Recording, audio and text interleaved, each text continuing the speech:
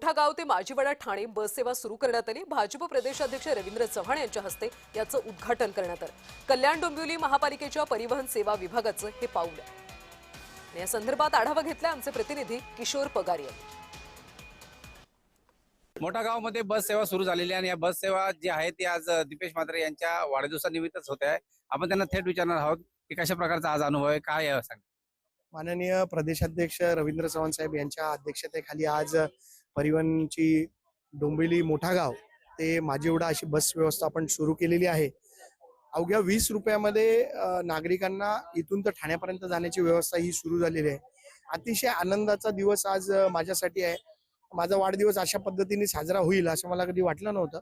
नागरिकांना एक सेवा सुविधा देण्याचं काम आज वाढदिवसानिमित्त होते, त्याचा जास्ती आनंद मला आज आहे।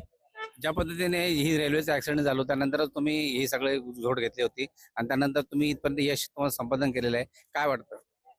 त्या ज्या मुलाचा मृत्यू 12वीच्या मुलाचा मृत्यू ट्रेन मधून पडून झाला, अतिशय हृदयविदारक घटना होती आणि त्या घटनेने अतिशय हालून गेलो होतो आम्ही। आणि त्याच्यानंतर आम्ही ही व्यवस्था कशी लोकांना देता येईल, कशी लोकांना चांगली व्यवस्था आपल्या माध्यमातून देता येईल त्याच्यासाठी आम्ही प्रयत्न सुरू केले।